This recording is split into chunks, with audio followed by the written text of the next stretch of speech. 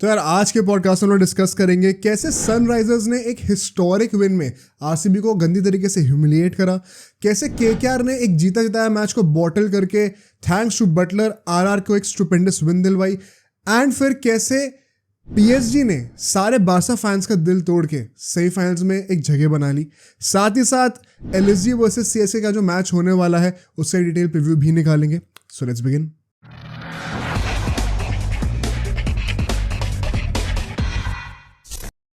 तो यार ये पॉडकास्ट ना मेरे लिए पर्सनली काफ़ी डिप्रेसिंग है, क्योंकि मैं केकेआर का सपोर्टर हूँ, मैं बार्सिलोना का सपोर्टर हूँ, और दोनों ही टीम्स कहाँ एक टाइम पे लग रहा था कि दोनों ही जीतने वाली हैं, और फिर उस पोजीशन से दोनों ही टीम्स अल्टीमेटली हार गई।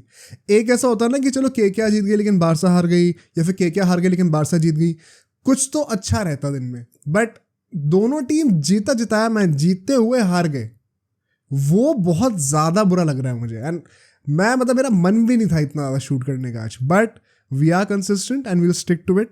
मैं स्टार्ट करना चाहता हूँ बार्सिलोना वर्सेस पीएसजी से आज। I want to get done with football first.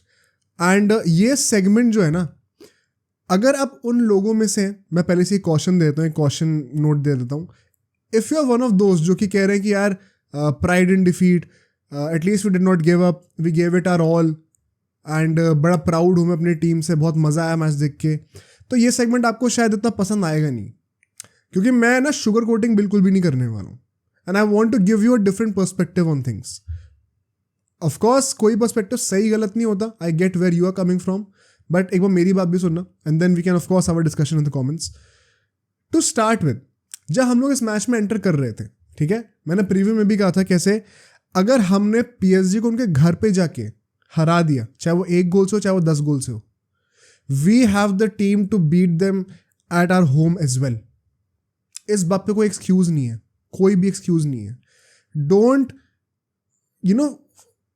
start feeling weak in this difficult moment and then convince your mind into believing कि नहीं यार शायद पीएसजी की टीम बेटर थी ऑन पेपर, या फिर पीएसजी की टीम का फॉर्म बेटर था, या फिर हम भाई कहाँ ही खेलते हैं यूसीएल में। ऐसा ये सब बहाने हैं। एंड जो भी तुम्हें ये कहानी दिखा रहा है ना कि यार एटलीस्ट हमने ट्राई करा, एटलीस्ट हमने ये करा वो करा, एफर्ट मारा, ये सब भी मुझे बकवास की बातें लगती हैं। बिकॉज तुम क्या भूल गए हो कि बारसा की हिस्ट्री कहाँ से आ रही है, हम कहाँ बिलोंग करते हैं, क्या स्टैंडर्ड्स हैं हमारे, और उन स्टैंडर्ड्स को देखने के बाद क्या तुम खुश हो इस बात से कि हमने एफर्ट पूरा मारा, चलो जीते नहीं लेकिन 10 साल हो गए भाई। आई थिंक ये जो भी बंदा कन्विंस हो रहा है इस नैरेटिव से कि at least we give it our all, at least हमने पूरा एफर्ट दिया, हमने गोल मारने का ट्राई पूरा करा, जबकि हम 10 मैन के साथ खेल रहे थे, 1 मैन डाउन थे, तो और क्या करोगे? घर पे खेल रहे हो, गोल्डन चांस है सेमीज में जाने का, इनफैक्ट फाइनल्स में जाने का, बिकॉज अल्टीमेटली डॉर्टमुंड जीत गई है, चाबी इसके बाद हटने वाला है। You have a great team on paper, पहले मैच से लीड लेके आ रहे हो आप 1 गोल की, तो आप ऑब्वियसली अटैक करनी ही जाओगे ना। कोई एहसान थोड़ी कर दिया कि भाई 1 मैन डाउन थे लेकिन फिर भी अटैक कर रहे थे। ये क्या नैरेटिव है? आई थिंक अगर हम लोग सेटिस्फाइड है ना इस परफॉर्मेंस से, इस रिजल्ट से, then our standards as Barca fans, they are stooping to low man. This is not suppose to be where we should be. ये हम लोग यूसीएल जीतने के सपने देखते थे एक टाइम पे, एंड कई लोग इस पर आर्ग्यू करेंगे, काउंटर आर्ग्यूमेंट देंगे कि यार हमारी रियलिटी आज के टाइम पे वैसी नहीं है, वो टीम आज की वैसी नहीं है जैसे 2015 की थी, 2010 की थी, एंड वो एक सही आर्ग्यूमेंट है, कोई बहुत फेयर पॉइंट है। But the fact of the matter is, जो हमारी टीम आज के डेट में है ना, it is much better than the past 2-3 years. जो हमारी टीम आज की डेट में है ना, ये सेम टीम ही पीएसजी को उनके घर पे हरा के आई है, और ये वो पीएसजी है, माइंड यू, तुम्हें 18-19 का सीजन तो याद ही होगा, जब यूनाइटेड ने, उनकी ए टीम भी नहीं खेल रही थी, उनको उनके घर जाके हरा देता बच्चों के साथ, जब नेमार का वो शॉकिंग मीम निकला था पहली बार। तो पीएसजी की हिस्ट्री बॉटलिंग की किसी से छुपी नहीं है, हमेशा हमारे साथ ही क्यों। लेकिन I think there is quite frankly zero excuses for tonight's defeat. चाहे वो रेड कार्ड का भी एक्सक्यूज क्यों ना हो, मुझे कोई एक्सक्यूज नहीं सुनना। बहुत टाइम हो गया भाई एक्सक्यूज सुनते हुए। ये पता है एक बहुत ही ईजी एक विशियस सर्कल बन जाता है, इसमें एक विशियस साइकिल में घुसना बड़ा आसान हो जाता है किसी के लिए, बिकॉज बड़ा कंफर्टिंग होती है ना ये फीलिंग कि यार हम हार गए, लेकिन मैं अपने दिल को बहाने क्या दूं कि यार ये ऐसा हो गया इसलिए आज हम लोग हार गए, काश ऐसा हो जाता तो पक्का जीत जाते।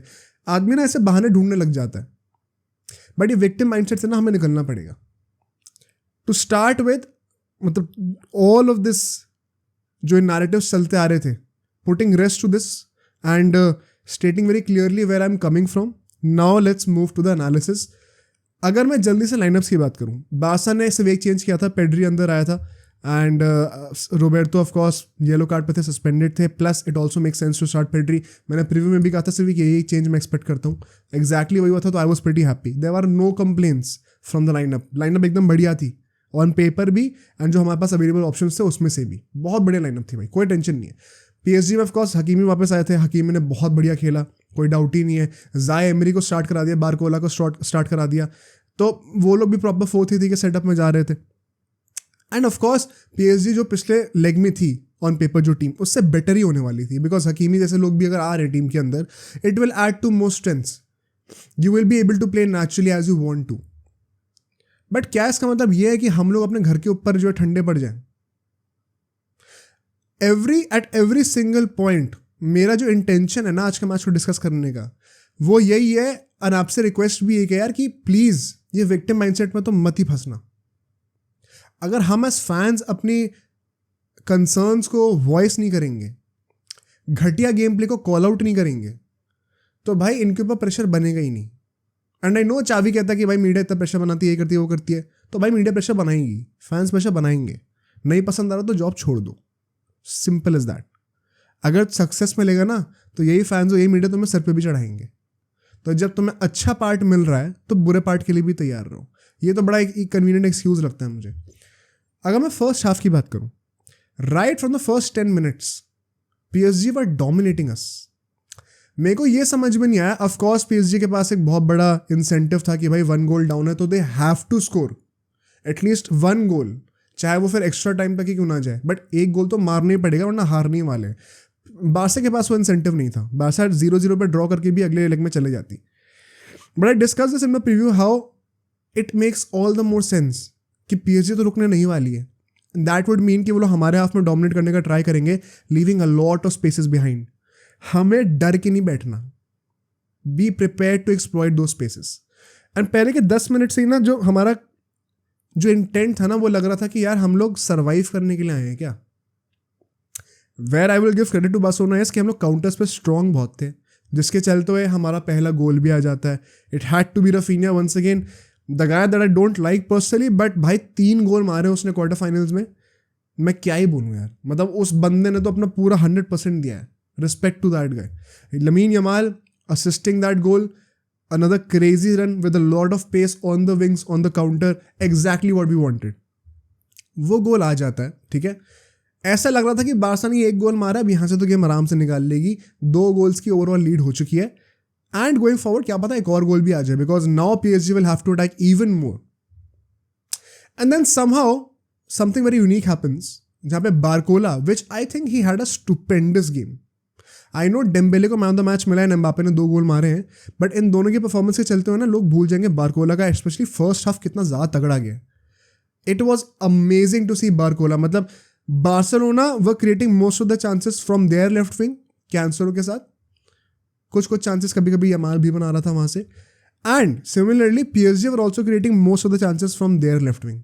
डेम्बेले राइट विंग पे था, वहां से इतने चांस नहीं आ रहे थे फिर notice, bar bar it was Barcola जो कि डिफेंस को ब्रेक करके ड्रिबल करके बॉक्स के अंदर घुस रहा था। So credit to that guy यार, I think he impressed me a lot personally.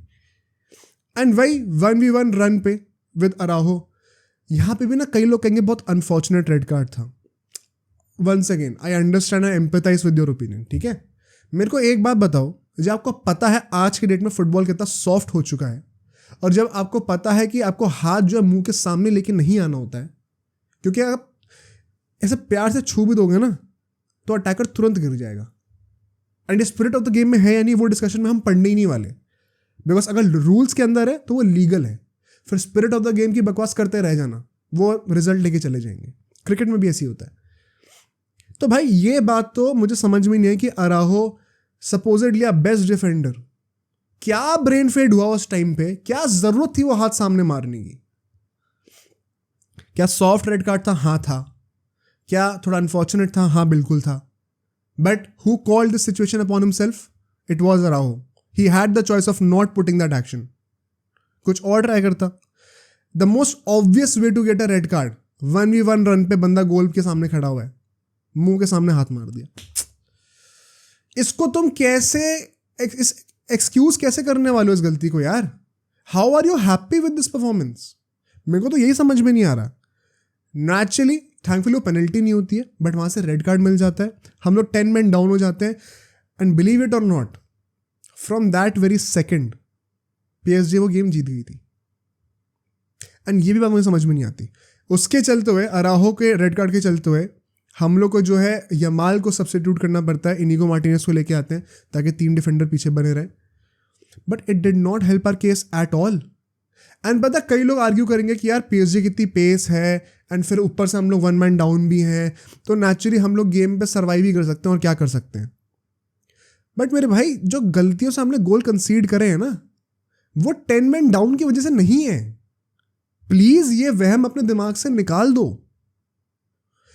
First half में as soon as there was a red card for Araujo, literally उसके बाद मुझे दिखे ही नहीं हम लोग भाई उनके बॉक्स के अंदर अटैक करते हुए। रफीनिया, लेवेंडोस्की वर कंप्लीटली आइसोलेटेड, सारे लोग पीछे घुसे हुए थे। Every second it was either Barcola, either Mbappe और आइदर डेम्बेले, जो कि कुछ ना कुछ करके चांसेस क्रिएट कर रहे थे फॉर PSG। नेचुरली यहां से एक गोल भी आ जाता है, एंड किससे आया? डेम्बेले भाई साहब से। डेम्बेले को मैं एक बात जरूर कहूंगा, I don't appreciate that he celebrated his goals against us in both the legs. थोड़ा डिसरिस्पेक्टफुल था, थोड़ा क्या बहुत डिसरिस्पेक्टफुल था। भाई साहब ने हमारे मतलब जिंदगी में अपने बारसा के लिए एक भी ऐसी परफॉर्मेंस नहीं दी है। Just look at how God wanted this fate to be. But जब हमारे अगेंस्ट आया, इस पूरे सीजन में बाय द वे डेम्बेले का सिर्फ एक ही गोल था, एंड अब 2 गोल उसने बारसा अगेंस्ट मारे हैं, 3 गोल उसके पूरे सीजन में। But he has dropped a master class है, एंड उस बात के लिए आपको रिस्पेक्ट करनी पड़ेगी डेम्बेले की। अपना पर्सनल बायस हटाओ for Barcelona for a second, and just imagine एक बंदा जिसको पता उसको गालियां पड़ने वाली है, स्टेडियम में घुसने से पहले उसको ये बात पता है, अगर वो वहां पे मैन ऑफ द मैच का अवार्ड जीत के जा रहा है ना, तो he may be the worst guy on the planet, the worst human on the planet, but you have to appreciate the footballing skill that he displayed on that particular day. उससे तुम भाग नहीं सकते उस सच्चाई से। बट रिगार्डलेस, इसके बाद अगर हम लोग फर्स्ट हाफ के स्टैट्स भी देखें ना, we will get to know the reality of the picture. 63% position PSG के पास था, 11 शॉट्स इन्होंने लिए थे, टारगेट पे सिर्फ 2 ही थे, बट 11 शॉट्स लिए थे। बार्सा ने ऑन द अदर हैंड सिर्फ 2 शॉट्स लिए थे। शॉट एक ऑन टारगेट था, टेकन ही सिर्फ 2 ही शॉट्स थे। कितना ज़्यादा डिफरेंस है दोनों टीम्स के डोमिनेशन में, क्लियरली दिख रहा होगा आपको। एंड स्टैट्स से सुन के लग रहा होगा कि PSG जो है वो होम टीम है, बट एक्चुअली में बार्सा होम टीम थी। I don't care if we are 10 men down bro, 10 men down कह रहा हूँ, 1 man डाउन।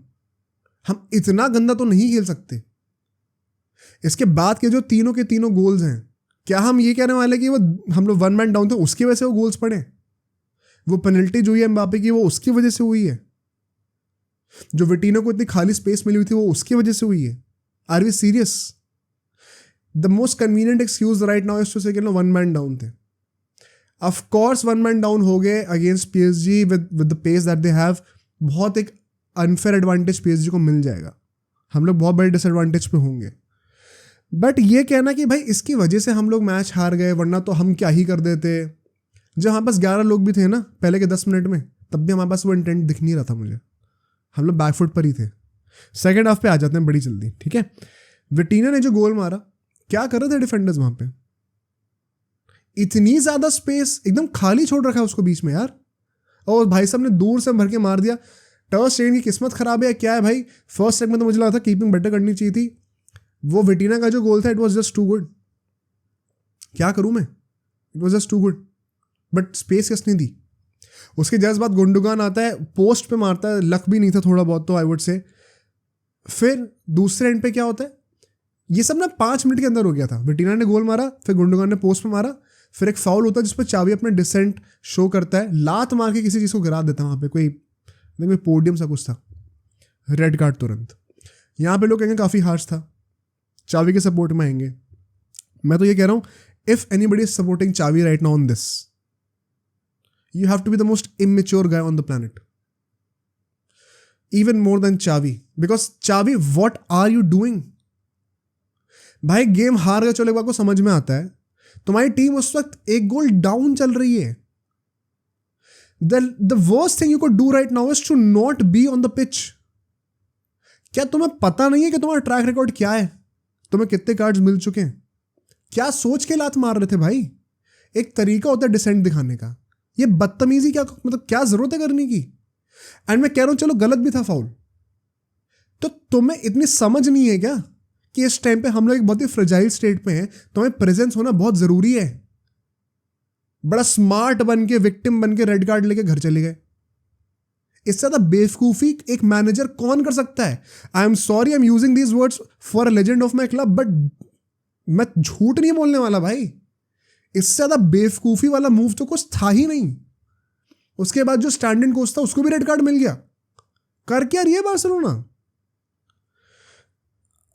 कैंसेलो भाई साहब के ऊपर आ जाते हैं। डेम्बेले जो है वो गोल की तरफ नहीं भाग रहा है, गोल से दूर भाग रहा है।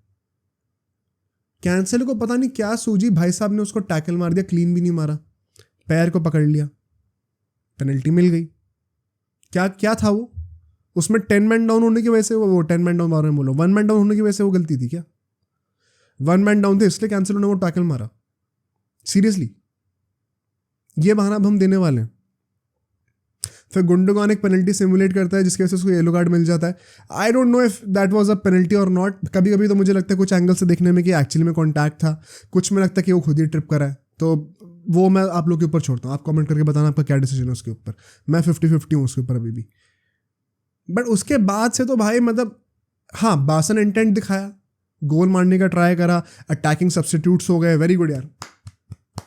क्या हुआ रिजल्ट? एंड अब क्या हम लोग ये एहसान माने एज फैंस कि भाई जब हम लोग 2 गोल डाउन है तो हमारी टीम ने अटैक करने का तो बड़ा ट्राई करा। बेटा अटैक नहीं करते तो बाहर हो जाते, अटैक करना ही था।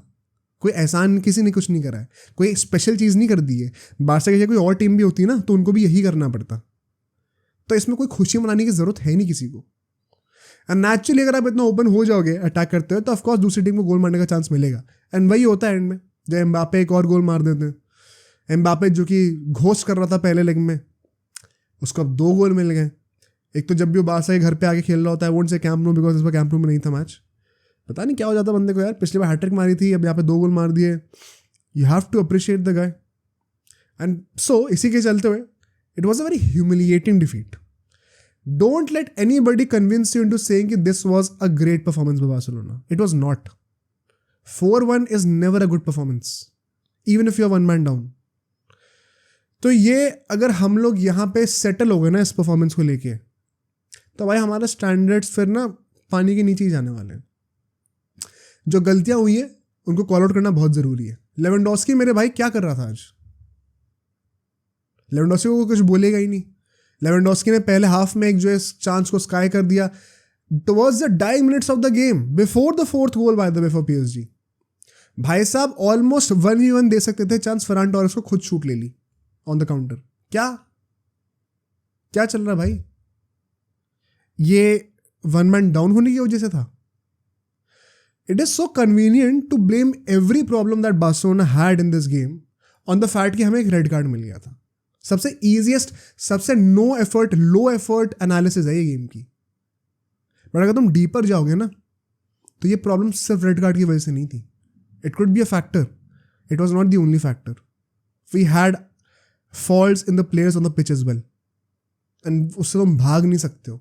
और नहीं, अगर भागते रहोगे भाई, रूम के अंदर जो है कोई चूहा है जो कि मुझे परेशान कर रहा है, तो मैं क्या आंख बंद करके बैठ जाऊंगा कि नहीं चूहा एग्जिस्ट ही नहीं करता? इससे अच्छा उसको देख के उसको पकड़वा के बाहर निकलवा दूं तो चैन की नींद सो पाऊंगा ना। तो कोई प्रॉब्लम एग्जिस्ट कर रही है तो एज बार्सा फैंस हम आंख बंद करके ये थोड़ी सोच सकते कि आंख बंद कर लेंगे तो वो एग्जिस्ट करना बंद हो जाएगी। उसको देख के उसको कॉल आउट करो, उसको एड्रेस करो ना। हर चीज में ये मक्खन क्या लगाने लग जाते हो? This was a shameful performance and we should be genuinely disappointed because पिछले 9 सालों में ये बेस्ट चांस था फाइनल्स में आने का। अब पता नहीं यहाँ से आगे क्या होगा। For once I am happy कि जो लोग कहते हैं चावी को रुकना चाहिए, आई थिंक अब तो चावी खुद भी नहीं रुकेगा, because I don't think he is the guy to lead us to the next level. I definitely don't think so. I don't like the attitude. Tough moments पे रेड कार्ड लेके चला जाता है, प्रेस कॉन्फ्रेंस में media को blame कर रहा है. आज तक किसी बार्सिलोना कोच ने ऐसे बदतमीजी नहीं करी है. यार ये बदतमीजी ही है. ये जो लोग कह रहे हैं ना कि बड़ा अच्छा हुआ यार उसने ये बोल दिया वो बोल दिया, कोई रिजल्ट नहीं आने वाला उससे. सो ऑल एंड ऑल भाई, क्रेडिट टू पीएसजी. पहली बात तो respect to PSG as a Barca fan कि उन्होंने परफॉर्मेंस दी है. मजाक नहीं है ये, चाहे कितना भी हेट कर लो उस क्लब को. Respect to them, respect to Dembele. And अब तो डॉर्टमुंड मिल गई है. आई थिंक यहाँ से पीएसजी का बहुत अच्छा चांस है फाइनल्स में आने का. And if Dortmund comes to the finals बहुत बोरिंग होने वाले हैं. सो आई होप कि अब एटलीस्ट पीएसजी फाइनल में जाके एक अच्छा फाइनल तो हमें एंटरटेनिंग फाइनल दे. भले ही फाइनल हार जाए, बट लेट्स सी क्या होता है. अभी तो सिटी का मैच भी होना है, बायर्न का भी मैच होना है. होपफुली उनके रिजल्ट ज़्यादा एंटरटेनिंग होंगे. But I am done with football. Now I will move to cricket. Cricket में भी भाई काफ़ी ज़्यादा क्या बोलूँ, मिक्स फीलिंग्स है यार. मतलब एक तो जय पे आरसीबी की पिटाई देख के बड़ा मज़ा आया, बट फिर अपनी टीम की कुटाई देखते हुए बड़ा बुरा लगा. So let's start with RCB versus SRH. पहले वो वाला मैच हुआ था तो पहले उसको कवर कर लेते हैं. यहाँ पे भाई पहली बात तो सबको पता है हिस्टोरिक गेम है ये, ठीक है. तो मैं ऑफकोर्स थोड़ी सी बैशिंग करने वाला हूँ आरसीबी की. एंड आई थिंक जो आरसीबी फैंस हैं वो भी मेरे को ज्वाइन करके करेंगे ही करेंगे. अगर हम लोग सीधा सीधा टॉस की बात करें, प्रॉब्लम पता है क्या, टॉस से ही शुरू थी. फैफ डू प्लेसी भाई साहब हमारे टॉस जीतते हैं. टॉस जीत के पता है क्या कहते हैं कि हम लोग बॉलिंग इसीलिए करना चाहते हैं बिकॉज ये जो पिच है ये अभी हमने देखी लिया पूरे सीजन में, बड़ी डबल फेस्ड होती है यार. पहले इनिंग में ना थोड़ा स्लो खेलती है, फिर इवेंचुअली ड्यू के साथ बेटर हो जाती है. फिर पैट कमिंस को बुलाया गया, कहता है कि यार मैं भी चेस करता बट इस सीजन की वजह से नहीं भाई, क्योंकि कभी कभी तो ऐसा लगता है देख के कि ये पिच पर 240 रन बनने चाहिए. That is the power score. And शायद जोकिंगली का होगा लेकिन उसे करके दिखा दिया अपनी टीम के लिए. भाई कितना भी क्रिटिसाइज कर लो बैट कमिंस को, मैंने भी बहुत करा है, but respect to that guy. He is doing what he is saying, unlike Faf du Plessis जो कि बहाने पहले देने को तैयार होता है. क्योंकि as per du Plessis's analysis of the pitch 287 कितने बने, 287 कुछ बने ना, वो बनने चाहिए थे क्या. एटलीस्ट 100 रन ज्यादा मारे as per du Plessis's analysis. एक स्लो डबल फेस विकेट पे 180 190 से ज्यादा बनाओगे क्या तुम. आरसीबी खुद नहीं बना पाती पहले बैटिंग करके, इन्होंने 287 बनाए. भाई डूब के मर जाओ आरसीबी फैंस तो बेचारे को मैं क्या ही कहूँ. आरसीबी की मैनेजमेंट, आरसीबी के प्लेयर्स, प्लीज डूब के मर जाओ. और मोस्टली द कैप्टन काफ़ी चेंजेस करे इस लाइनअप में. आई थिंक काफ़ी सारे चेंजेस जो थे वो शायद फैंस भी चाहते थे. तो आई डोंट नो, ये तो आप एज अ फैन ही मुझे बताना. मैं ज़रा लाइनअप को भी डिस्कस कर लेता हूँ very quickly. Virat Kohli, Faf du Plessis, Will Jacks खेल रहे थे, पट्टीदार 2 डाउन, सौरभ चौहान आए हुए थे, ठीक है, वो यहाँ पे खेल रहे थे, दिनेश कार्तिक खेल रहे थे, महिपाल लोमरो खेल रहे थे. सो ना ही अल्जारी जोसेफ या मोस्ट एक्सपेंसिव बाय, ना ही मैक्सवेल, ना ही Cameron Green the most expensive trade. कोई नहीं खेल रहा इनमें से. आपने रीस टॉपलिव खिलाया, आपने जिनके लिए फैंस बड़ा हुआ बना रहे थे, भाई फर्गूसन को लेके आओ. मैंने खुद कहा था as a KKR fan, I have seen that guy bowl in T20s, is not that good, please don't overhype him. कर दी ना एक्सपेक्टेशन नीचे उसने तुम्हारी. फर्गूसन को ले आया, चलो समझ में आता है. अपना टॉपली तो चलो अच्छी बॉलिंग कर रहा था इससे पहले, समझ में आ जाता है मुझे. अनुज रावत थे, विजय कुमार विशक थे, यश दयाल आए थे. अल्टीमेटली इस लाइनअप में इतने सारे चेंजेस करने का पॉइंट क्या था मुझे समझ में नहीं आता है. या तो बिल्कुल ही चेंजेस नहीं करती आरसीबी, या तो सारी हटा देती है. मोहम्मद सिराज नहीं था भाई. कई लोग आर्ग्यू करेंगे कि ऑन परफॉर्मेंस सिराज डिजर्व भी नहीं करता. ब्रो तुम कौन लेके आ रहे हो उसकी जगह पे, उसको तो देखो. Is he really better than Siraj? I doubt. And I think ये जो लाइनअप इन्होंने निकाली है with the over dependence of Indian uncapped players in the middle order, तुम्हारी बैटिंग वैसी ही खराब है. अब तुम सारी रिस्पॉन्सिबिलिटी बच्चों पे डाल दो तो तुम कहां से ही जीतने वाले हो. सो सनराइजर्स ने तो भाई आई थिंक एक भी चेंज नहीं करा था. They were going with the same lineup. Coming to the game now, ठीक है, गेम की बात करते हैं, थोड़ा सीरियसली बात करेंगे क्योंकि ये टॉपिक इतना ज़्यादा जोकिंगली लिया जा रहा है कि टेक्निकलिटीज़ भूल जाते हैं लोग इसमें. पहले पावर प्ले में 76 रन बनते हैं, 0 विकेट्स गिरते हैं. Abhishek Sharma and Travis head ने जो पिटाई करी है लोगों की, मतलब मैं एक बॉलर को क्या ही सिंगल आउट करूं यहाँ पे. Literally every bowler was tortured. And पता है कई लोग कहेंगे कि यार पिच बड़ी अच्छी थी, which once again you are going against your own captain by the way, but pitch बहुत अच्छी थी, इनकी बैटिंग बड़ी अच्छी थी, क्या ही करते हैं हम लोग। बट मेरे भाई बॉलिंग कुछ खास करी नहीं किसी ने। जिस तरीके की बॉलिंग करी है ना, एक होता है ना कि आपने अपने एंड से अच्छी बॉलिंग करी, फिर भी बैट्समैन ने डोमिनेट कर दिया, फिर कंडीशंस बहुत अच्छी थी, समझ में आता है। बट आपने जिस तरीके की बॉलिंग करी है ना, जितनी गंदी बॉलिंग थी, अगर पिच इतनी अच्छी ना भी होती ना तो भी 220-230 रन तो बनते ही बनते। ज़्यादा से ज़्यादा तुम 50 रन कम खा लेते, 50 रन बहुत होता है, तो भी 230 पे हो भाई। इतनी घटिया बॉलिंग करी आरसीबी ने। पावर प्ले में फर्गुसन, चाहे तुम यश दयाल की बात कर लो, टॉपली की बात कर लो, सब पिटे, सबके सब पिटे। ट्रैविस हेड की तो 50 हो गई भाई, क्या मजाक है।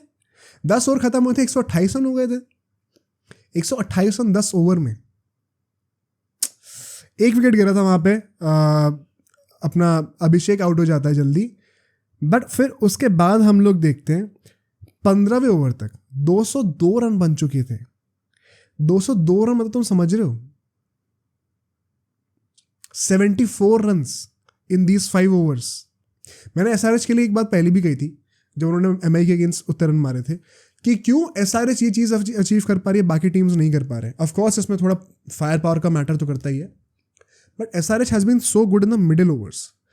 हर टीम जो है power play and death overs को डोमिनेट करना जानती है बैट से, मिडिल ओवर्स को नहीं करना जानती। जो टीम मिडिल ओवर्स को भी डोमिनेट कर गई ना, जैसे वो पावर प्ले और डेथ ओवर्स रन बनाते हैं, तो फिर आप देखोगे ऐसे जा रहा है ट्रैजेक्टरी पूरी रन्स की, है ना, पहुँचते पहुँचते 250 क्रॉस करता है। एक बार फिर से हमें एसआरएच ने प्रूव करके दिखाया। ऑल्सो मास्टर स्ट्रोक भाई, क्लासन को 1 डाउन भेज दिया कि भाई पैट कमिंस सेंस्ड कि यहाँ पे पिटाई होने वाली है तगड़ी, एक भी बॉलर ढंग का दिख नहीं रहा है। अभिषेक शर्मा आउट हो गया, कोई बात नहीं, आउट हो गया तो हो गया, मार्कम वगैरह कोई किसी को नहीं भेजने वाला, मैं भेजूँ सीधा क्लासन को। एंड क्लासन ने भी भाई पूरे मजे लिए क्लासन ने, कोई कमी नहीं छोड़ी है वहाँ पे। As a matter of fact Travis Head की तो आई थिंक 10-11 ओवर के बाद ही उसकी 100 हो गई थी कुछ। 39 बॉल्स पे 100 मारी है यार, it is not normal. 39 balls पे कौन 100 मारता है? Once in a blue moon हमें देखने को मिलता है आईपीएल में ऐसा कि 39 बॉल्स पे कोई रन मार रहा है इतने ज़्यादा। 100 मार रहा है, 40 बॉल 50 बॉल समझ में आता है, 39 बॉल्स। एंड तुम कितना ही इसमें पिच या फिर ग्राउंड को क्रेडिट दे दोगे, बॉलर्स घटिया थे, ये फैक्ट है, इसके तुम नहीं एस्केप कर सकते इस बात से। Nonetheless Travis Head ultimately out हो जाता है, trying to slog one top edge लगती है। मार्करम जो कि खुद 150 की स्ट्राइक रेट से ऊपर से खेल रहा था, that guy looked so slow in front of the other batsman, चाहे वो क्लासन हो एक टाइम पे, चाहे वो अब्दुल समाद हो बाद में। अब्दुल समाद ने आके क्या पिटाई करी है यार। Let me just look at his score. Abdul Samad ने 10 बॉल पे 37 रन बनाए हैं। That is almost 4 run every ball. 400 की स्ट्राइक रेट से खेल रहा है वो बंदा। आई थिंक कितना 3-4 छक्के 3-4 चौके। भाई मैं क्या ही बोलूं यहाँ पे, मैं क्या ही बोलूं आरसीबी के लिए। I don't even have anything to analyse as such about RCB's bowling. इतनी ज्यादा वन डायमेंशनल थी कि they have completely given up.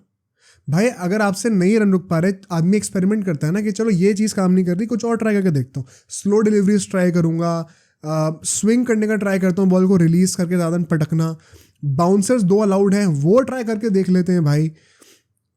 Change of pace, change of line, change of length, कुछ तो ट्राई करे आदमी, सीम करने का ट्राई करे बॉल को। इतने सारे ऑप्शंस होते हैं भाई। इतनी स्ट्रेट फॉरवर्ड बॉलिंग थी ना, रन अप लिया, गुड लेंथ पे बॉल डाली, छक्का खाया, दोबारा कर लो। बीच में यॉर्कर के नाम पे एक बार बॉल हाथ से फिसल जाएगी तो फुल टॉस बन जाएगी, उस पर छक्का खा लिया।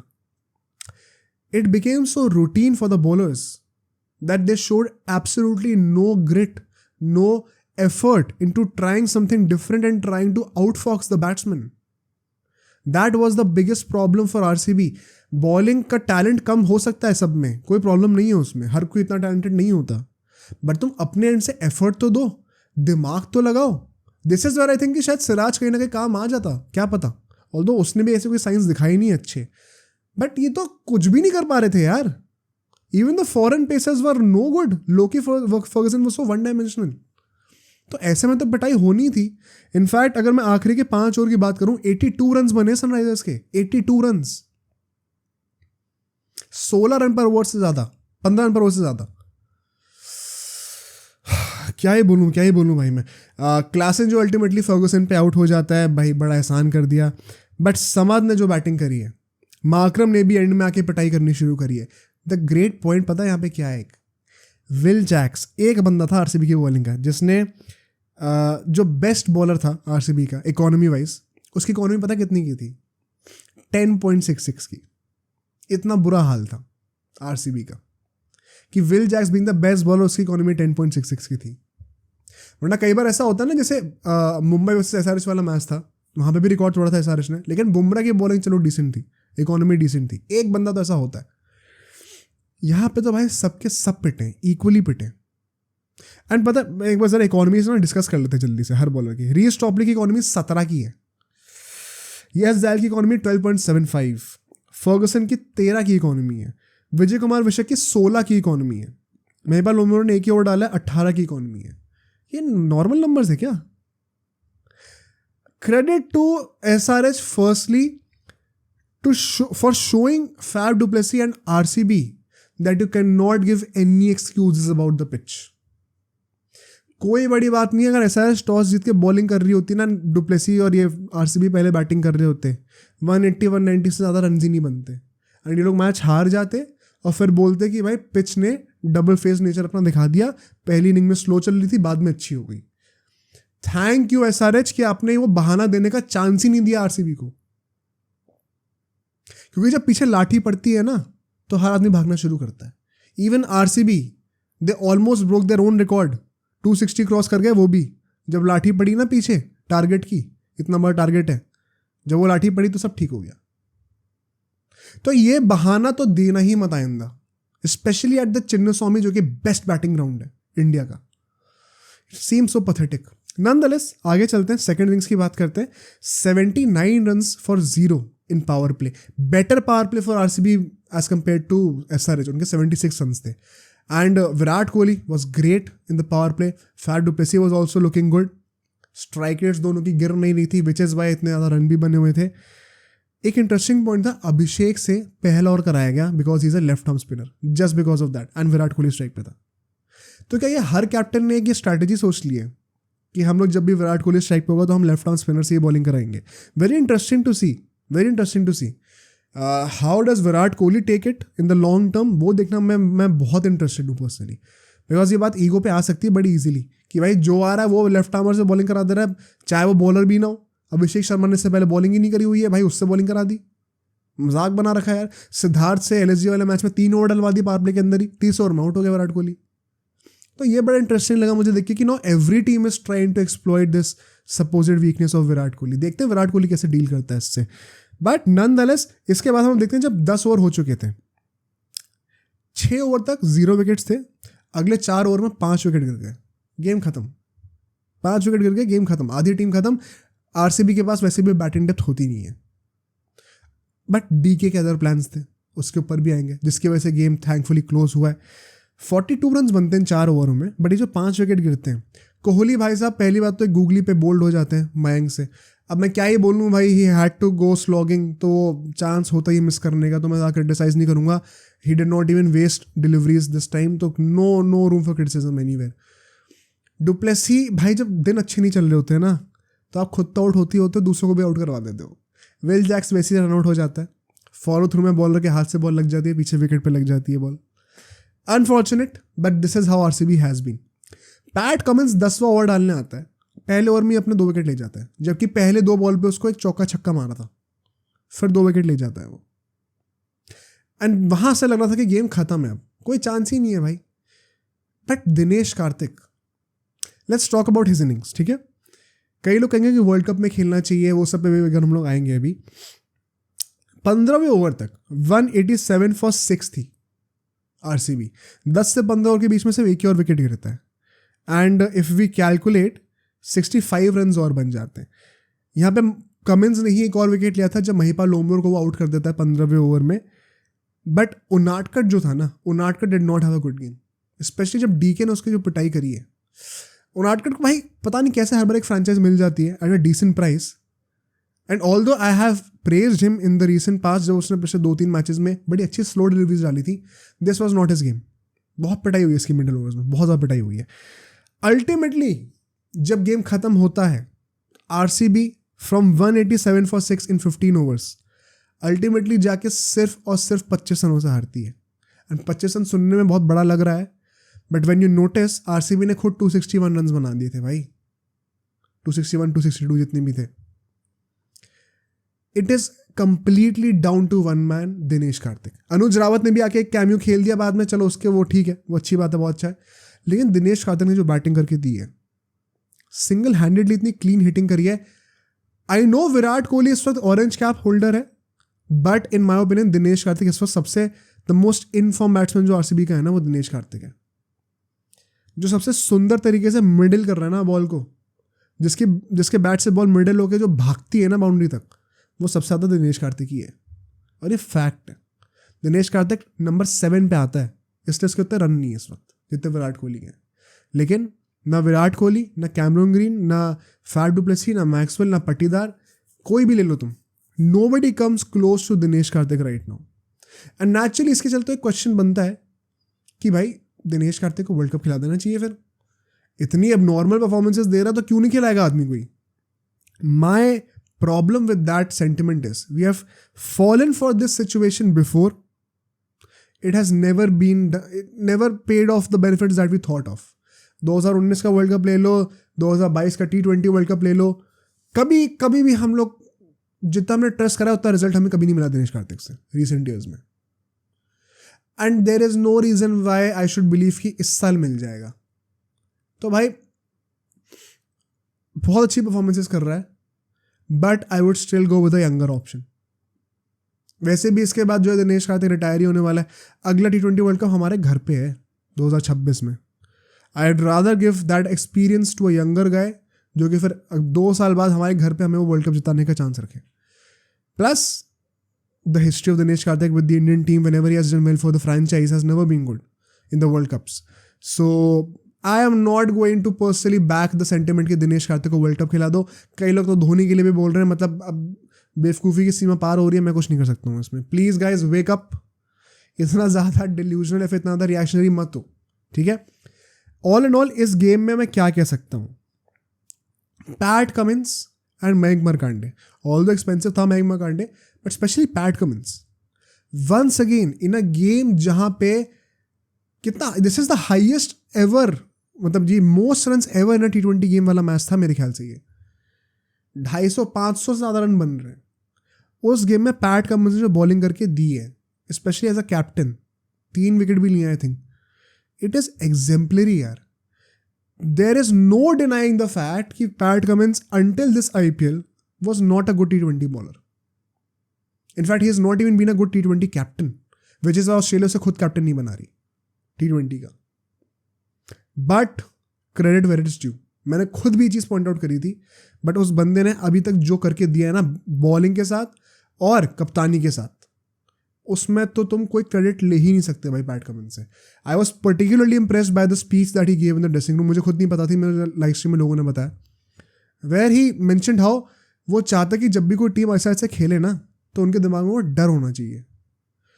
ये this is the Australian mentality speaking, this is the Australian mentality shouting, and this is something that I hope the Indians playing in SRH they learn from PAT Cummins, और फिर ये हमारी कंट्री में हमारी टीम के लिए लेके आए ये कल्चर को। Because this is so cold to say all of this on the face of people and then actually making it happen. इससे ज़्यादा OG वाइब्स कोई नहीं देता भाई। अगर तुम ये काम कर सकते हो ना, बोल के कोई चीज़ एग्जीक्यूट कर सकते हो ना, उससे ज़्यादा भाई कोई, फिर तो हैट्स ऑफ, फिर तो कोई कंप्लेंट्स ही नहीं है। सो ऑल एंड ऑल SRH के लिए मैं ये जरूर कहूँगा 260 रन खाने लायक था नहीं।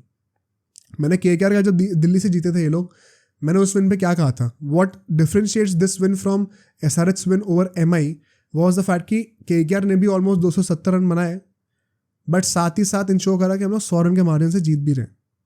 अगर आप 270-280 रन बनाते हो ना, आपको एटलीस्ट 50-60 रन से जीतना चाहिए आइडियली, वरना फ़ायदा कहते हैं रन बनाने का, नेट एंड नेट को बूस्ट ही नहीं मिल रहा।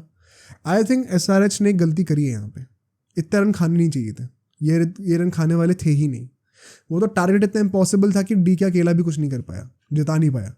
वरना तो कोई बड़ी बात नहीं थी। अगर भाई 250 पे होती अगर ये टीम, क्या पता आरसीबी चेस कर देती इस हिसाब से। तो I think they need to improve on their bowling, specially while defending big targets. Mumbai के गेम्स में हमने कमी देखी थी, कैसे इन लोगों ने मुंबई से भी 250 रन खा लिए थे। That is not a good sight to see. If you are scoring 250 plus, you should be aiming for a win for at least a margin of 50 run. उतना मतलब अगर फिर भी तुम 10 रन से जीत रहे हो तो क्या पॉइंट है 3 रन मारने का। As far as RCB is concern, अगला मैच मेरी टीम से है। आई होप कि वहाँ पे भी आके हारे, मेरी टीम को थोड़ा सा बूस्ट दें। Because now let's move on to KKR versus RR. Another game, मतलब व्हाट अ गेम यार। Was this the best game of this IPL so far?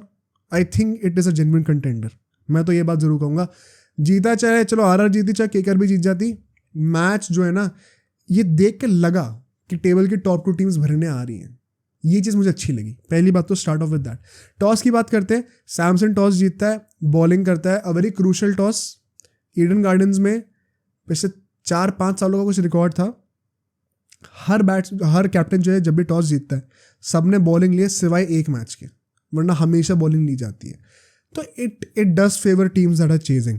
And अगर इस सिचुएशन में आपकी पहले बैटिंग आ जाए तो आपके पास रिस्पॉन्सिबिलिटी क्या बनती है, एक ऐसा अनअचीवेबल टारगेट बना दो कि फिर चाहे टीम चेज भी कर रही हो ना, चाहे कंडीशन उनके फेवर में भी हो, वो चेज कर ही ना पाए, बिकॉज टारगेट इतना इम्पॉसिबल है। एंड केकेआर ने वो चीज़ करी, because this is by the way the biggest ever run chase in the history of IPL, tied alongside RR versus Punjab. तो RR had to create history if they wanted to win this game. KKR के batsman ने अपनी job कर दी। पहले अगर आप toss हार गए, आपकी पहले बैटिंग आ गई ईडन गार्डन्स पे, आपको एक ऐसा टारगेट खड़ा करना पड़ेगा जो कि अनचेजेबल हो। वही एक रिक्वायरमेंट थी एंड वो करके दी केकेआर ने। कैसे, डिस्कस करते हैं। Narayan and Phil Salt opening कर रहे थे। सॉल्ट का जो लक है ना भाई, आज फिर से उसका कैच ड्रॉप हो जाता है। Riyan Parag, who is a great fielder of all people, point पे वो एक सिंपल सा कैच छोड़ देते हैं। The good thing was Phil Salt ने समहाउ, पता नहीं ये स्ट्राइक रोटेटी ऐसे हो रही थी, he face most of the deliveries from Trent Boult, जिसने अपने 3 ओवर डाल दिए थे पावर प्ले के अंदर। तो नारायण एक्सपोज ही नहीं हुआ उतना उससे ज़्यादा। एंड फिल सॉल्ट का इसी के चलते हुए स्ट्राइक रेट बहुत ज़्यादा हाई नहीं था, बिकॉज ट्रेंट बोल्ट ने जो है ना वो गला पकड़ के रखा हुआ था। अल्टीमेटली फिल सॉल्ट का जितना लक था वो कैच छोड़ने में, वो सारा लक चला जाता है, क्योंकि आवेश खान एक ब्लाइंडर पकड़ लेता है आउट ऑफ नोवेयर, समझ में ही नहीं आया कहाँ से पकड़ लिया। बट फिर कुलदीप सेन बॉलिंग करने के लिए आते हैं पावर प्ले में, एंड कुलदीप सेन की इतनी ज़्यादा पिटाई करते हैं रघुवंशी नारायण कि केकेआर ने 56 रन बना दी पावर प्ले के अंदर, which is more than 9 run an over. A crazy start once again. But यहाँ से असली टेक ऑफ शुरू होता है। भाई रघुवंशी की जो इनिंग्स थी, रघुवंशी की इनिंग्स नारायण की वजह से एकदम अंडररेटेड हो जाएगी। But let's not forget the way he contributed to the team and the way he supported Sunil Narine. Because पता है क्या है, बहुत आसान होता है ये चीज़ वो कहना कि नारायण तो बड़े अच्छे शॉट मार रहा है दूसरे एंड से, सब बॉल मिडिल भी हो रही है, तो मैं सिंगल देके स्ट्राइक रोटेट करता रहता हूँ, जो कि I think kind of share कर भी रहा था फॉर सर्टन वाइल। रघुवंशी ने पता क्या करा, जो टाइट बॉल है उसको सिंगल लिया, रिस्पेक्ट करी उस बॉल की, लेकिन लूज बॉल्स पे ज़बरदस्ती टैप करके सुनील नारायण को स्ट्राइक नहीं दी। जब उसको खुद एक लूज बॉल मिल रही है ना, उसको बाउंड्री तक पहुंचाया है उस बंदे ने। इसीलिए उसकी स्ट्राइक रेट भी इतनी अच्छी है, इसीलिए उसका कॉन्ट्रीब्यूशन भी बड़ा अच्छा था उस पार्टनरशिप के अंदर। 30-35 कुछ रन बनाया उसने भी। ऐसा नहीं था कि सिर्फ नारायण डोमिनेट कर रहा है। And that was so nice to see, particularly. And यहाँ पे आरआर, मैं तुम्हें जेन्युइनली बता रहा हूँ, आरआर ये मैच जीत गई होगी, बट आरआर की काफ़ी गलतियां यहाँ पे एक्सपोज हुई हैं, जो कि मैं आईपीएल के शुरू होने से पहले कहता हुआ आ रहा हूँ। ये जो पूरा टेम्पलेट है ना आरआर का, कि हम लोग स्पेशलाइजेशन पे जाने वाले हैं, हम लोग ऑलराउंडर्स को नहीं खिलाएंगे, जिसके चलते हुए इनके पास डेप्थ नहीं है, वो चीज़ आज फाइनली एक्सपोज हुई है। ये जो 224 रन 223 रन जो बनाए हैं ना केकेआर ने, ये कायदे से बनने नहीं चाहिए थे। अगर आपके पास और बॉलिंग ऑप्शंस होते हैं ना, तो आपको ज़बरदस्ती हर बॉलर से 4-4 ओवर फेंकवाने नहीं पड़ते। एंड यही एक प्रॉब्लम है इस टाइप के सेटअप की। आरआर का फ़ायदा पता क्या है, उनके पास हर एक बंदा इतना तगड़ा क्वालिटी का है कि इस प्रॉब्लम के होने के बावजूद वो मैचेस जीत जाते हैं। जैसे आज पूरा हारा हुआ मैच था, लेकिन एक बंदा चल गया टीम से, बटलर, पूरा मैच जिता दिया। इस लेवल के प्लेयर्स हैं। But that does not mean कि गलती एग्जिस्ट नहीं करती है। एंड शायद क्रंच मोमेंट्स पे जाके ये लोग हारेंगे, क्योंकि अब अश्विन और चहल की जिस तरीके से पिटाई हुई है 6 से 10 ओवर के बीच में, let's have a discussion on the stats as well. 10 over जब खत्म होते तो 100 रन बन चुके थे। 44 रन आते हैं इन 4 ओवरों में, ठीक है, एक भी विकेट नहीं गिरता। चहल और अश्विन दोनों की पिटाई हुई है, दोनों आपके मेन स्पिनर्स हैं, one of the best spinners in this IPL. उन दोनों की कुटाई होती है अच्छे से। एंड आपका आप एज अ कैप्टन आप क्या करोगे? कुछ नहीं कर सकते। पता है क्यों? आपको फिर भी उनसे 4 ओवर डलवाने पड़ेंगे, उनका बुरा दिन जा रहा है तब भी, क्योंकि आपके पास बॉलर ही 5 हैं, तो क्या करेगा? तो ये जो डेप्थ होती है ना, ये इस मामले में बहुत काम आती है, which R does not have, they will have to think about it. I don't know कब तक इंडिविजुअल क्वालिटी आपको बचा सकती है, क्योंकि पिछले 15 साल से तो नहीं बचा रही है, तो क्या इस साल बचा लेगी? अगर बचाती है तो भाई congratulations to R, deserve it. But do you want to take that risk in big games जब प्लेऑफ्स आएंगे? I don't know, I would rather have more options personally. Regardless, जब 15 ओवर खत्म होते हैं, केकेआर और ज़्यादा एक्सेलरेट कर जाती है, 61 रन बनते हैं, more than 12 run an over, 61 for 3 हो जाती है यहाँ पे केकेआर। रघुवंशी अल्टीमेटली आउट हो जाता है, काइंड ऑफ वो सूर्य कुमार यादव जिस तरीके से आउट हुआ था अभी लास्ट मैच में सीएसके के अगेंस्ट, उसी टाइप का शॉट था वो, थर्ड मैन पे आउट हो जाता है। श्रेयस अय्यर बैटिंग करने के लिए आते हैं। श्रेयस अय्यर भाई साहब ने क्या करा है? मैंने जो अपना ये डीसी वाला मैच था उसमें मैंने श्रेयस अय्यर को डिफेंड करा था कि भाई 18 रन बनाए 11 बॉलों पे, क्या हो गया, कोई फर्क नहीं पड़ता। आज मैं कॉल आउट करना चाहता हूँ। पहली बात तो he was not up to the mark. जितनी डॉट बॉल्स उसने खेली है, it kind of did hamper the momentum of the team. Secondly, जब वो आउट हुआ चहल पे, तुम क्या सोच रहे थे डीआरएस लेते वक्त? Shreyas Iyer has not been good at calling DRS in this IPL. वो नारायण ने एक डीआरएस लेके ओवरटर्न करा दिया डिसीजन, वो अलग बात है, वहाँ पे वो श्रेयस अय्यर डीप बाउंड्री पे खड़ा था, उसका कोई रोल था नहीं उसके अंदर। बट उसके डीआरएस लेने की जो क्वालिटी है ना, बहुत खराब है भाई। आई थिंक श्रेयस अय्यर ने बहुत चीज़ें अच्छी करी एज ए कैप्टन, बट ये बहुत बड़ी वीकनेस है श्रेयस अय्यर की। एंड अपने विकेट पे इतनी इंपॉर्टेंस अटैच मत करो कि तुम प्लम्ब आउट पे डीआरएस ले रहे हो। प्लम्ब आउट है, इस ऐसे जो विकेट जो उसके पैर पे बॉल लगी थी ना, ऐसे में एलबीडब्ल्यू से बचने पे सिर्फ एक ही चांस होता है, जब आपके बैट का कोई निक लगा हो, एंड वो पता होता है बैट्समैन को कि लगाए कि नहीं लगाए, एंड वो नहीं लगा था, दिख गया था डीआरएस में। तो आप क्या सोच के रिव्यू ले रहे थे? इनफैक्ट जैसे ही वो स्नीकोमीटर दिखाया ना कि बॉल बैट पे नहीं लगी है, हॉकाई आने से पहले ही श्रेयस अय्यर चला गया था पवेलियन पे। ही वॉज दैट श्योर कि मैं प्लम्ब आउट हूँ। तो क्या सोच के फिर लिया DRS? It was not a good sight to see. Please stop attaching so much of importance to your own wicket because you're the captain. I don't like this for anybody. ये मैंने विराट कोहली के लिए भी कह रखा है, टेस्ट मैचेस में पहले करता था ये बीच में, ये अच्छा नहीं लगता कभी। मूविंग ऑन, इसके बाद हम लोग देखते हैं रसल जो है वो ऊपर बैटिंग करने के लिए आता है। पहले तो credit to him and the management, but जितना प्रॉमिसिंग वो लग रहा था उतना अल्टीमेटली डिलीवर करा नहीं। 10 बॉल पे 13 रन बनाए, and this will be one of the criticisms for KKR कि नारायण के अलावा किसी ने कितना ही कॉन्ट्रीब्यूट करा है। As a matter of fact, Narine Raghuvanshi के बाद मुझे लगता है जो बेस्ट बैट्समैन था वो तो हमारा रिंकू था यार, जो कि नॉट आउट भी रहा, कुछ 8-9 बॉल पे पता नहीं 20-25 रन भी बना दिए उसने, एंड एक फिनिशिंग दे दी, वरना तो इतने रन भी नहीं बनते हमारे। Coming to Narine, by the way, Narine भाई साहब ने जो बैटिंग करी आज, मैं जनरली बता रहा हूँ, एक मोमेंट तक हम कह सकते हैं कि ये पिंच हिटर है, इसका तो रोल ही ऐसा है कि भाई आके रन मार दो, नहीं मारा तो आउट हो जाए। आज जो उसने बैटिंग करी है ना, उसमें तुम ये चीज़ नहीं कह सकते। आज की इनिंग स्पेशल थी।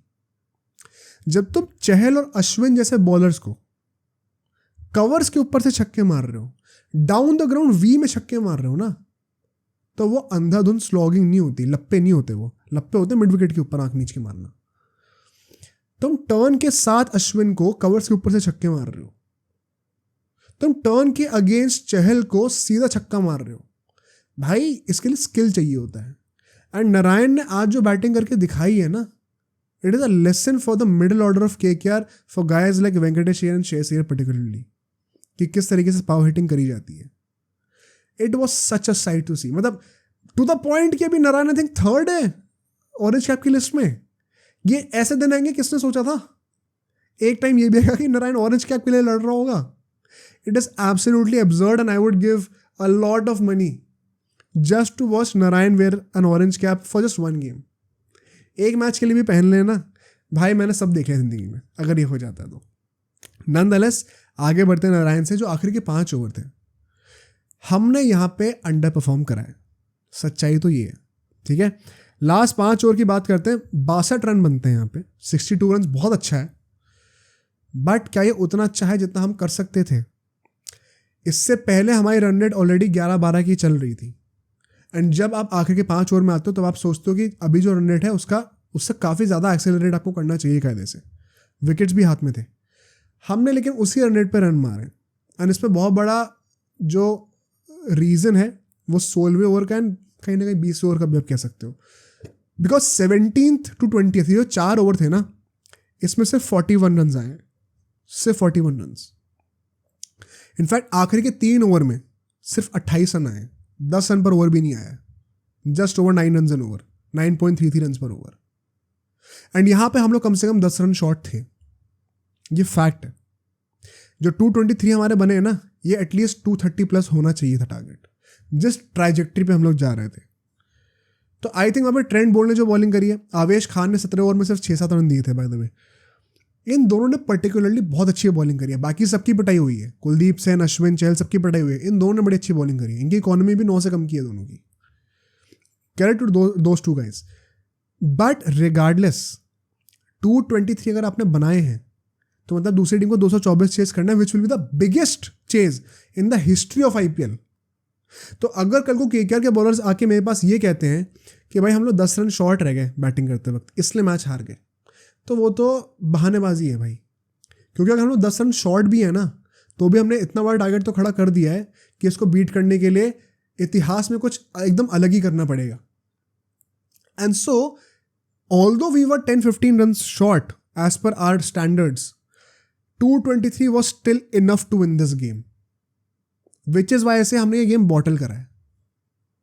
223 पे अगर आप मुझे ये बहाना दे रहे हो ना कि रन ज़्यादा नहीं बने, rather than actually pointing out की बॉलिंग कितनी घटिया हुई है, तो फिर कुछ कमी है भाई, फिर हमने एनालाइज सही से नहीं करा गेम को।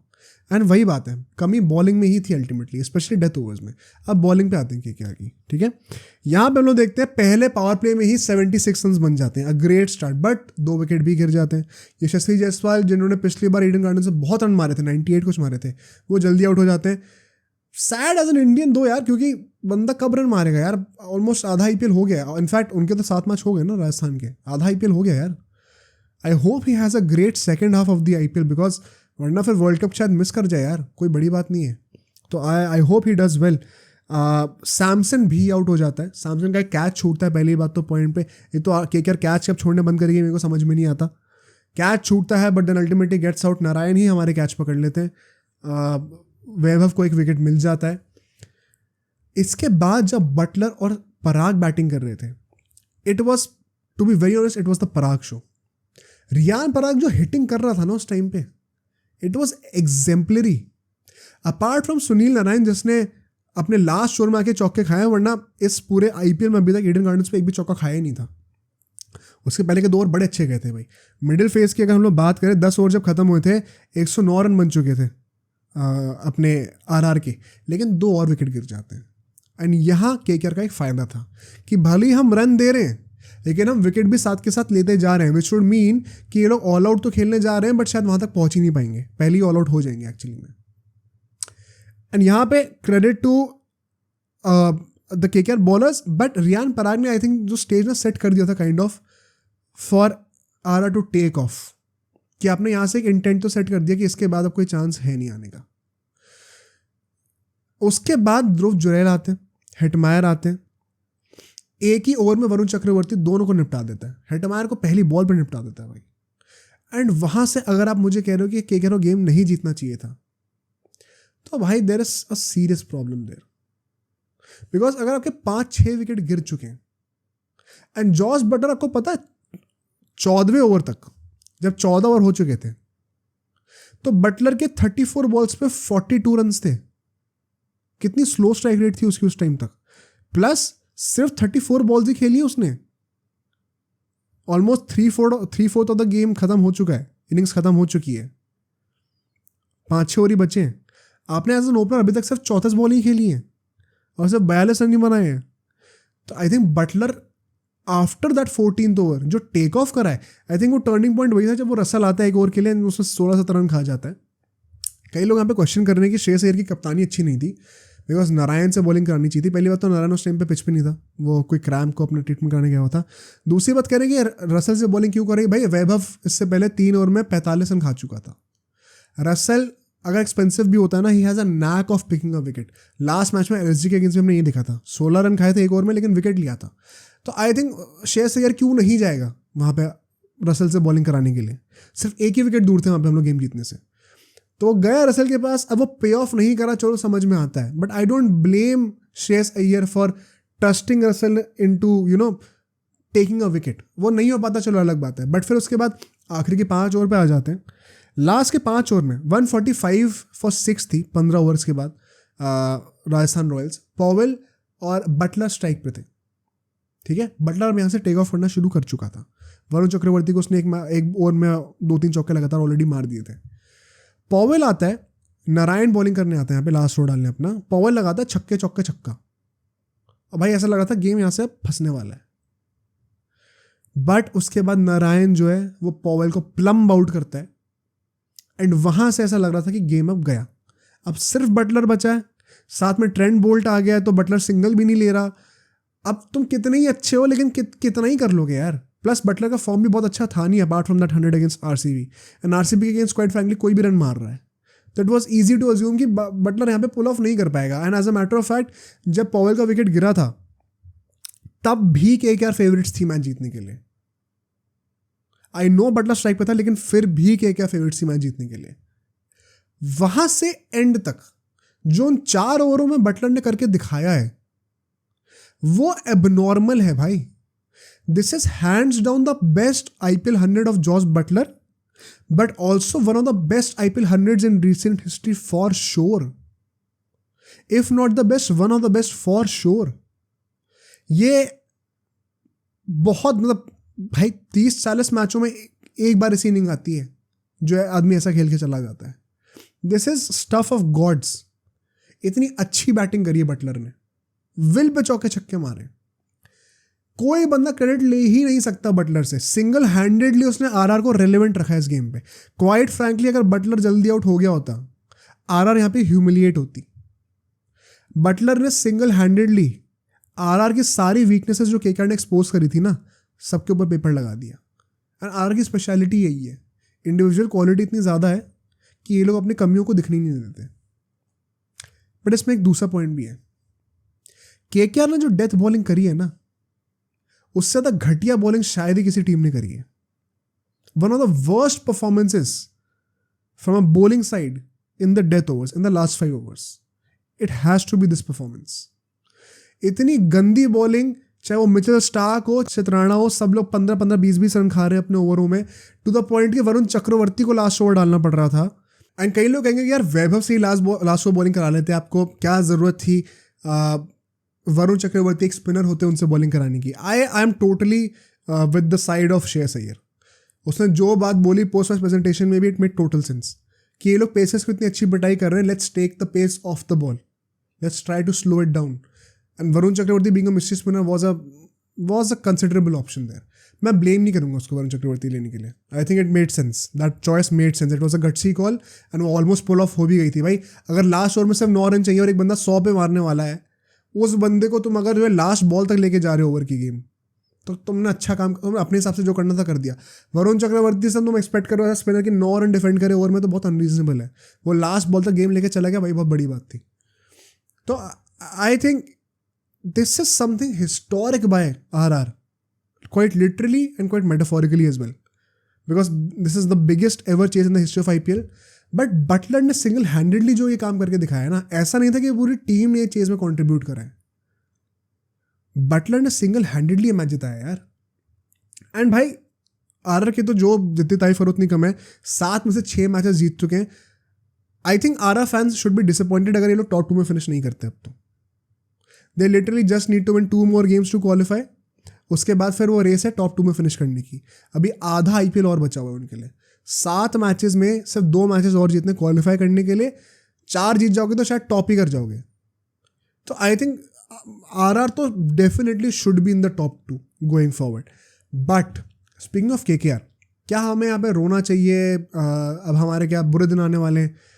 Let's not get too reactionary once again. CSK game से मैंने देखा था ये, फिर LSG को पीटा था हम लोगों ने। इतना दिल उदास करके मत बैठा करो। एक मैच हारे, RR से हारे, टेबल टॉप पर है, कोई शर्म नहीं है इसमें। बहुत अच्छी टीम है। हाँ, बॉटल करा है, एंड इसमें हमारे बॉलर्स की बहुत बड़ी गलती है। उस गलती से छिपना मत, गलती जहाँ दिख रही कॉल आउट करो। बट ये मत भूलो कि तुम अभी सेकेंड हो टेबल पे भाई। बाकी टीम्स जान दे देंगे उस पोजीशन पे आने के लिए। तो KKR is still one of the top teams. एक दो मैच तो हारेगा ही आदमी, कोई इंसान ही तो है भाई वो लोग भी, उसमें कोई प्रॉब्लम नहीं है। इनफैक्ट आने वाले 3 matches are quite relatively easier on paper. जो हमारी होली ट्रिनिटी है आरसीबी, डीसी एंड पीबीकेएस, वो हमारे पास आने वाले हैं, तो होपफुली थोड़ा मोरल बूस्ट होगा वहाँ पे हमारा। बट जो हमारी बॉलिंग है ना, death bowling, Mitchell Starc, I am sorry but this is not working. Mitchell Starc on merit, on performance, on logic does not deserve to play the next game. Let's be honest. 6 matches हो गए, almost आधा IPL हो चुका है। अगर मैं logically बोल रहा हूँ परफॉर्मेंस के बेसिस पे, मिचेल स्टार्क को अगला मैच स्टार्ट नहीं करना चाहिए। मैं किसको खिलाऊंगा? मैं चमीरा को खिलाऊंगा।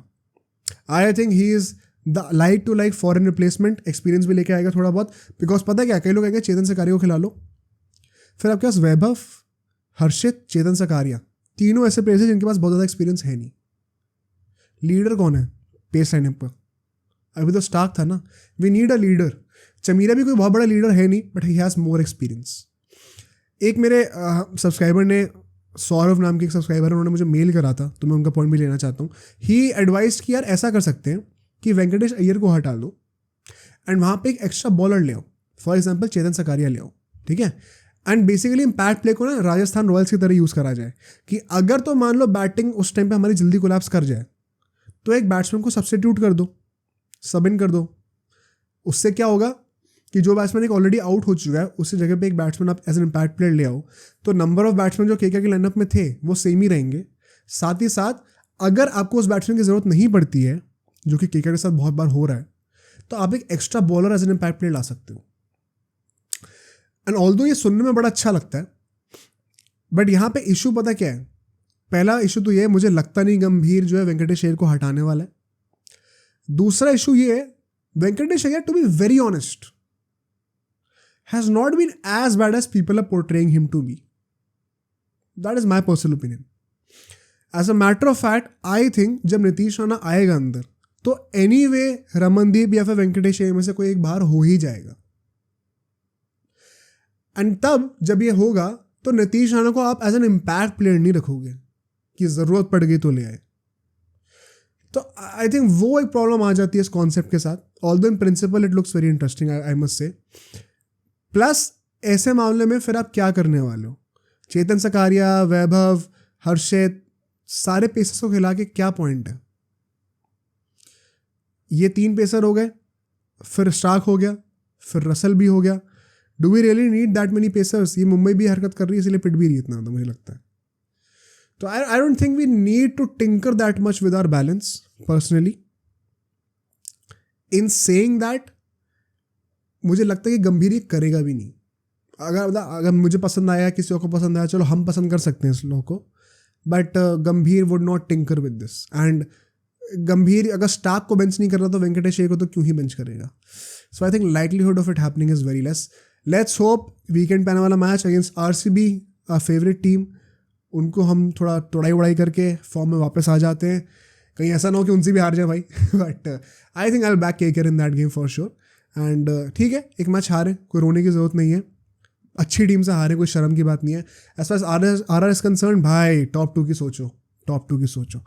लास्ट टॉपिक पे चलते हैं हम लोग, which is LSG versus CSK का प्रीव्यू। ठीक है, ये मैच भी बड़ा इंटरेस्टिंग होने वाला है, इसीलिए मैंने इस मैच को पिक करा है to preview for this podcast. वरना तो मुंबई का भी मैच था पंजाब से, बट वो इतना इंटरेस्टिंग मुझे लग नहीं रहा पर्सनली। 5 सेगमेंट होंगे एज ऑलवेज। पिच कंडीशंस की बात करेंगे, हेड टू हेड की बात करेंगे, की बैटल्स, प्लेइंग 11s, प्रेडिक्शन सब करेंगे। पहले सेगमेंट पे चलते हैं, पिच कैसे होने वाली, कंडीशंस कैसे होने वाले हैं। एकाना पे मैच है ये वाला, लखनऊ के होम ग्राउंड पे ये मैच होगा।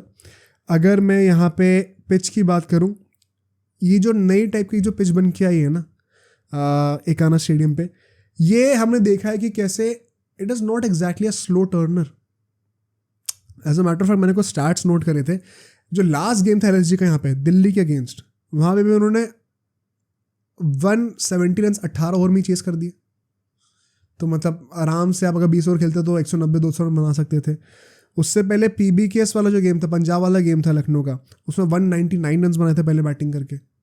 तो ये एक आई थिंक ना, ये जो आईपीएल इस साल चल रहा है ना, इसमें ये 200-250 रन इतना नॉर्मल हो गया है कि लोग शायद, लोगों का concept of what a good wicket and what a slow wicket is वो थोड़ा ना हिल गया। पिछले साल तक अगर एक अच्छी विकेट होती थी ना बैटिंग की तो हम चलते थे कि भाई 180 पार स्कोर है। अब तो ऐसा लगता है 200 से कुछ भी कम है तो वो तो पिटना ही पिटना है। तो I don't like this thing about the IPL this year. बहुत ज़्यादा हाई स्कोरिंग गेम्स हो रहे, इतना नहीं होना चाहिए यार। उसकी वजह से हमें लगने लग गया कि पिचेस अच्छी नहीं है, मतलब पिचेस जो है वो उतनी अच्छी नहीं है, लेकिन एक्चुअली में भाई बैटिंग के लिए पिचेस बहुत अच्छी हैं कई सारी। एलएसजी वाली पिच भी बहुत अच्छी है, 200-250 रन नहीं बने, इसका मतलब ये नहीं कि पिच अच्छी नहीं है बैटिंग के लिए। आई थिंक यहाँ पे एक अच्छा टोटल जो होना चाहिए अगर आप पहले बैटिंग कर रहे हो, anything around 180-190 it should be a good total two defend. I don't think this is a 250 wicket, but it is still a great wicket for you to score at least 180 runs. In fact, maybe even 190. With especially CSK जो batting depth है कर सकते हैं आराम से वो लोग। अगर टॉस जीते हम लोग, LSG के पास टेम्पटेशन होगा पहले बैटिंग करने का, हमेशा होता है, स्पेशली एट होम। मुझे लगता है CSK logically should be chasing this game, because ऐसा नहीं है कि ये पिच इतनी स्लो है कि दूसरे इनिंग में आके डिटोरिएट कर जाएगी। ऐसा जो पिच थी वो इस वक्त है नहीं, प्लस ड्यू फैक्टर भी आ रहा है, चेज भी हुए हैं इस ग्राउंड पे रिसेंटली रन्स। सीएसके की इतनी डेप्थ है बैटिंग में, they should be chasing in my opinion. All दो वानखेड़े में जाके पहले बैटिंग करके टारगेट डिफेंड कर लिया तो वो डिफेंड भी कर सकते हैं, कोई बुरी बात नहीं है।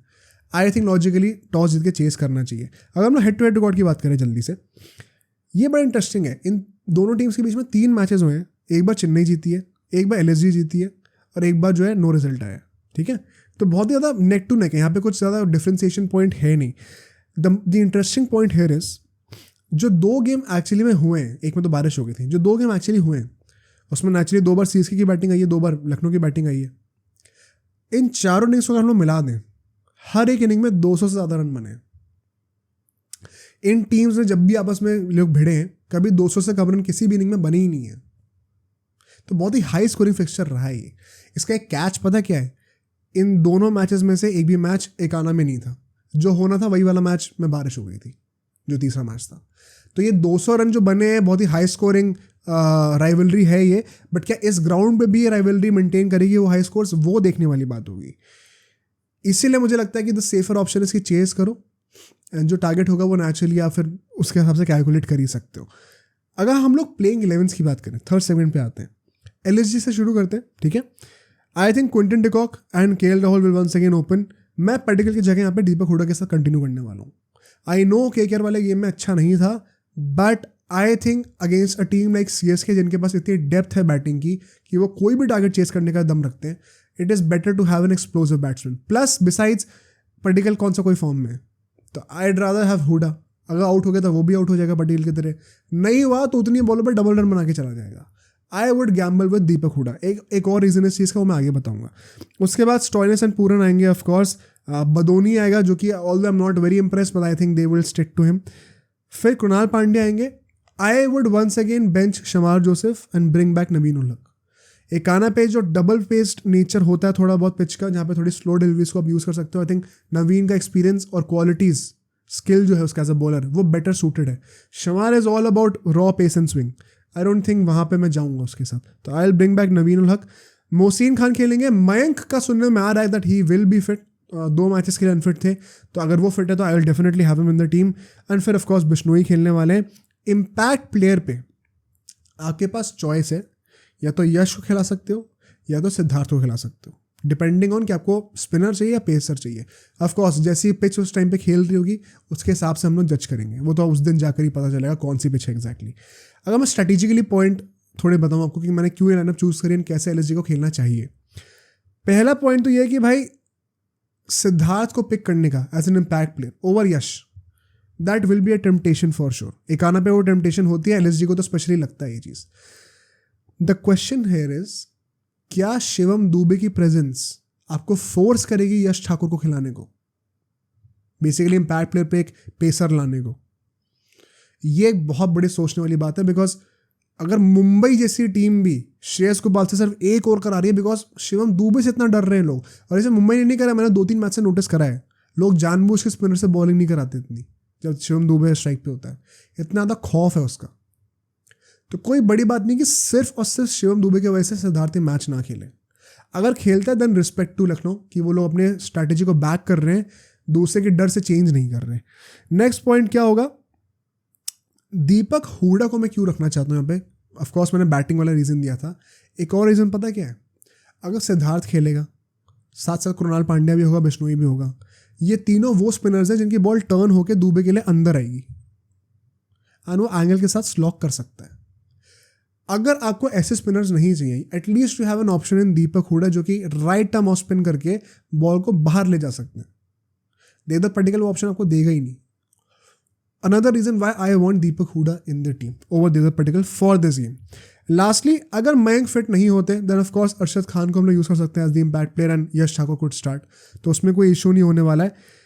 नवीन को तो मैं रखने वाला ही हूँ फॉर श्योर, वो अनटचेबल होगा because of the slow nature of the pitch जो कि थोड़ा बहुत हमें देखने को मिलता है। मैं सीएसके की बात करता हूँ, उनकी लाइनअप के ऊपर आते हैं। बहुत सिंपल है, गायकवाड़ एंड रचिन रविंद्र ओपनिंग करेंगे, रहाणे वन डाउन आएंगे, Shivam Dubey of course number 4 पे हमें देखने को मिलेंगे। अब मैं यहाँ पे एक चेंज करने वाला हूँ बड़ा इंपॉर्टेंट, ठीक है। रिजवी होंगे, जडेजा होंगे, धोनी होंगे, शार्दुल ठाकुर होंगे। आपने अगर नोटिस करो मैंने डैरेल मिचेल का नाम नहीं लिया है। मैं डैरेल मिचेल को इस मैच में नहीं खिलाऊंगा। इनफैक्ट मैं उनकी जगह पे थीक्षानो को लेके आऊँगा। फिर Deshpande and Mustafizur Rahman and impact player तो हमारे पथिराना होते ही होते हैं। तो इफ़ यू नोटिस मैंने क्या करा है, बेसिकली एक बैट्समैन को हटा के एक ऑफ स्पिनर को मैं ले आया हूँ, थीक्षाना को। क्यों? सिर्फ यही एक चेंज होने वाला टीम में। एकाना पे it makes a lot of sense to have at least 2 proper spinners. Jadeja के साथ रचिन रविंद्र को बॉलिंग कराने का सेंस उतना नहीं है। अगर आपके पास एक स्पेशल स्पिनर है, प्रॉपर स्पेशलिस्ट है, तो क्या प्रॉब्लम है? थीक्षाना को खिलाना चाहिए। अब आप क्वेश्चन करोगे कि यार इसके चलते हुए बैटिंग की डेप्थ कम हो जाएगी, तो भाई यहाँ पे मैं थोड़ा डिफर करना चाहता हूँ, ठीक है। Daryl Mitchell anyway has not been a good player so far for Chennai Super Kings, number 1 that. Number 2, अगर आप देखें डैरेल मिचेल के जाने के बाद भी इस बैटिंग ऑर्डर में नंबर 9 तक लोग बैटिंग करते हैं। थीक्षाना भी बैटिंग करना जानता है। अगर धोनी नंबर 8 पे बैटिंग करने के लिए आता है जब डैरेल मिचेल होता है, तो उतनी डेप्थ का आप क्या ही करोगे। आई थिंक इस मैच में it is worth compromising your batting depth to a certain extent, because although Daryl Mitchell के होने के बाद भी 9 ही बैट्समैन होते टीम में, थीक्षाना के आने के बाद भी 9 ही बैट्समैन है। बस एक मेन बैट्समैन से आपने एक बॉलिंग ऑलराउंडर को रिप्लेस कर दिया है, बट फिर भी आपके पास टीम में 9 लोग हैं जो बल्ला चला सकते हैं। तो एज सच ऑन पेपर कोई कॉम्प्रोमाइज़ नहीं हो रही बैटिंग डेप्थ आपकी। प्लस आपको एक प्रॉपर स्पिनर मिल रहा है जडेजा को सपोर्ट करने के लिए। It could be a very tricky decision to make, because usually क्या होता है, थीक्षाना तब खेलता है जब पथिराना नहीं खेल रहा होता, बट देयर इज नो वे कि पथिराना और मुस्तफिजुर रहमान बेंच होने वाले हैं। तो the only other way that Theekshana makes way in this team is Mitchell या फिर रचिन में से कोई एक बेंच हो, एंड मिचेल को ये बेंच करने का सेंस बनता है। I am going to go with this bold decision. I think CSK will benefit greatly अगर थीक्षाना इस मैच में खेलेगा। की बैटल्स पे आ जाते हैं। कौन से वो बैटल्स होंगे जो कि इस गेम को डिफाइन करेंगे, इन्फ्लुएंस करेंगे? 4 बैटल्स में देने वाला हूँ। पहला होगा Shivam Dubey versus all the spinners. मैं कोई नाम लेने भी नहीं वाला, लिटरली एवरी सिंगल स्पिनर, चाहे वो कृणाल हो, चाहे वो हमारा बिश्नोई हो, चाहे वो हमारा सिद्धार्थ हो अगर वो खेलता है, चाहे दीपक हुडा हो। Dube will be licking his fingers watching this lineup. Ideal उसके लिए ये लाइनअप है तोड़ाई करने के लिए। इतने सारे स्पिनर्स, सारे सबकी बॉल जो है टर्न होकर अंदर आती है। He can very well dominate this game. On the other hand यही उसकी सबसे बड़ी वीकनेस भी बन सकती है, बिकॉज ज़्यादा लालच जो है बुरी भला होती है, सबने पढ़ा है। एंड सो शायद बिश्नोई या कृणाल पांड्या उससे 2 छक्के खाने के बाद उसको टेम्प्ट करके एक और एक एरियल शॉट पड़वाए जो कि बाउंड्री पे कैच हो जाए, जस्ट लाइक चहल करता है यूजुअली। आई थिंक जो भी निकल के आएगा ना इसके ऊपर, इस बैटल के ऊपर, वो जीत जाएगा ये मैच। वो मतलब बहुत ज़्यादा चांस देने वाला है मैच को जीतने का। नेक्स्ट पे आते हैं which is Pooran versus Pathirana. Pooran hands down मेरे लिए best batsman, the most valuable player रहा है एलएसजी के लिए दिस सीजन। स्टैटिस्टिकली भी ये चीज़ प्रूवन है।